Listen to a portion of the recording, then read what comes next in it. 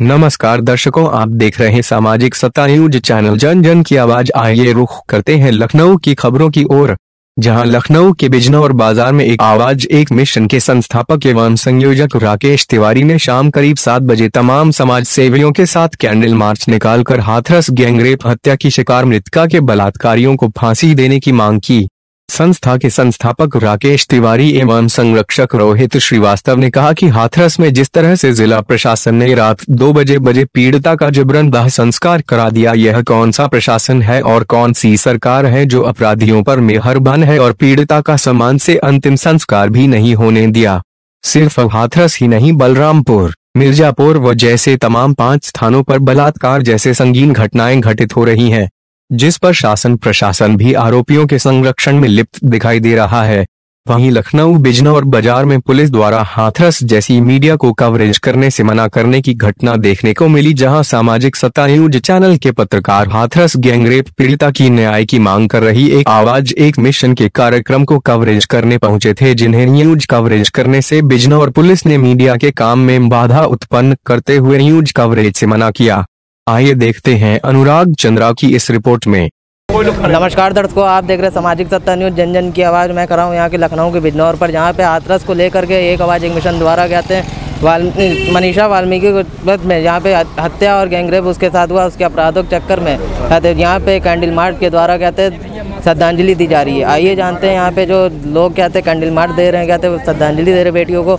क्या ये जानते राकेश तिवारी जी से, जो कि एक आवाज़ एक मिशन के संयोजक है जी, ये जो कैंडल मार्च का आपने किया है यहाँ पर, जो हाथरस में घटना घटी और उत्तर प्रदेश में एक के बाद एक घटनाएं घटती चली जा रही हैं, जिसको महिलाओं को लेकर के अभी तक कोई कानून नहीं बना, इस पर आपकी क्या? हमारी इस पर राय स्पष्ट है कि सबसे पहले तो जो हाथरस की घटना है उस पर सरकार को सख्त कठोर से कठोर कार्रवाई करना चाहिए, कानून पास करना चाहिए। ये सरकार के हाथ में है और सरकार को चाहिए कि इस पर कठोर कार्रवाई करें। जब तक सरकार इस पर नहीं जगती है तब तक हम लोग विरोध प्रदर्शन अपना करते रहेंगे और सरकार से मैं मांग करता हूं कि इस पर कठोर कार्रवाई करें। जैसा कि आपने देखा कि हाथरस घटना के बाद जो यहाँ पे बलरामपुर में भी घटना घटित हो गई, लेकिन इस पे योगी जी का जो आया है अखबार पत्रबाजी जाएगी, मैं एक ऐसा कहते हैं उदाहरण पेश करूँगा, ऐसा दंड कहते निकालूंगा जो कि यूपी में उदाहरण बनेगा। इसको लेकर के आप क्या कहना चाहेंगे? अब ये देखिए कब नौमन तेल होता है योगी जी का, कब राधा नाचती है, ये तो कहने की बातें हैं। योगी जी तो बहुत कुछ कह के आए थे, लेकिन ऐसा हुआ कहीं कुछ नहीं। कहते हैं कि बहन बेटियों की सुरक्षा होगी। आए दिन उत्तर प्रदेश में किसी न किसी कोने में कोई ना कोई बलात्कार हो रहा है। इसके लिए कौन दोषी है? भाई हम भी किसी के बाप हैं, हम भी किसी के भाई हैं, हम भी किसी की बहन, हमारी भी कोई बहन बेटी है। आज उसके साथ हुआ, कल हमारे साथ होगा, परसों आपके साथ होगा। यहाँ तक कि पत्रकारों के साथ भी बदतमीजी हो रही है।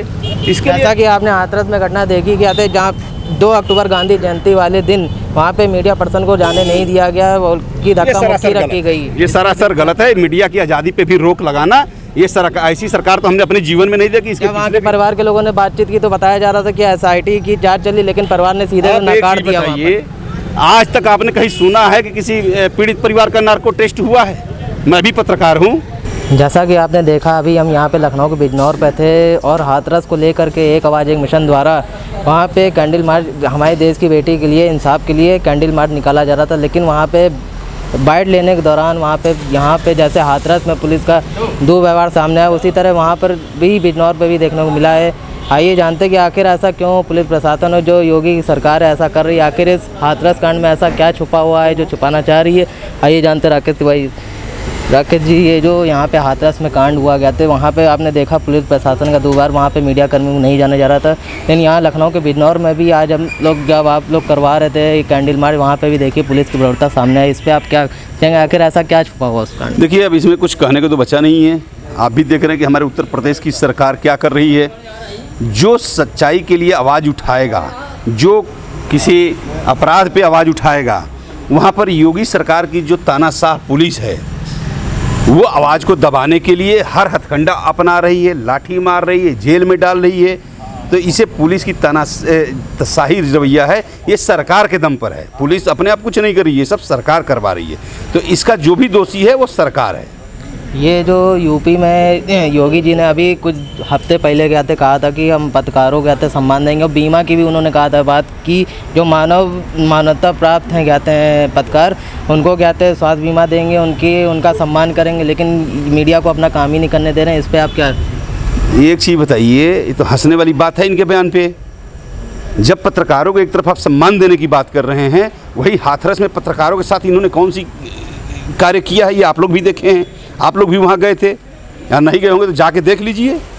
और जो ये हमारा एक आवाज़ एक मिशन है, हाथरस में एक गांव के बेटी के साथ हुआ था, इसलिए आज ये मैं कैंडल मार्च लखनऊ के सरोही नगर के एक गांव से शुरू किया था, ताकि वहाँ के गांव के बेटियाँ जागरूक हों। मैं वहाँ बुलाया किसी को नहीं था, मेरे एक आवाज़ एक मिशन के 5 सदस्य थे, बाकी गांव के लोग अपने आप आकर के हम लोगों के आवाज़ को समर्थन दिए और आवाज़ को उठाने का प्रयास किए।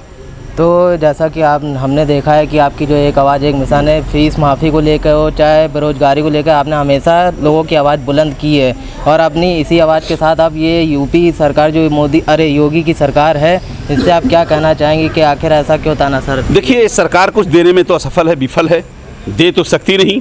ये केवल गाड़ियों का रंग बदल देगी, जिलों का नाम बदल देगी, यहाँ तक कि जो हमारे अभी तक के शासन सरकार में नहीं हुआ, जो पहली बार यहाँ कमिश्नरेट लागू की, तो कमिश्नरेट लागू करते ही इतना अपराध चरम सीमा पे आ गया। तो सरकार तो हर जगह पे फेल है, ये देगी क्या? न बच्चों 7 महीना हो गया, बच्चों की फीस नहीं माफ़ हुआ, कर्मचारियों को निकाला जा रहा है। ये कर क्या रहे हैं?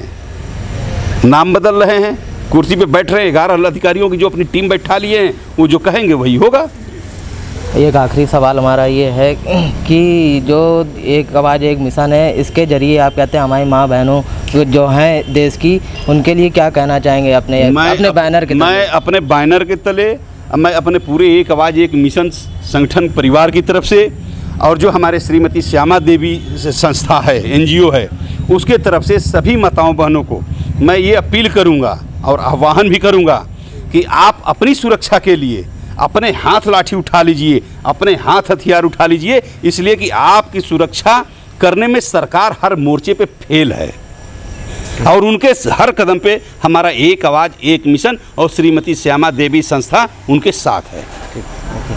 जैसा कि आपने देखा कि यहाँ पे एक आवाज़ एक बैनर तले राकेश तिवारी जी से हमने बातचीत की, जो कि वहाँ पे लखनऊ के बिजनौर पे कैंडल मार्च के द्वारा जो हाथरस में घटना घटी मनीषा वाल्मीकि के साथ, उसको लेकर शांति से कैंडल मार्च कर रहे थे, लेकिन वहाँ पे भी पुलिस का दुर्व्यवहार सामने आया है। कैमरामैन साहिल सिंह के साथ मैं अनुराग चंद्रा, सामाजिक सत्ता न्यूज़, जन जन की आवाज़।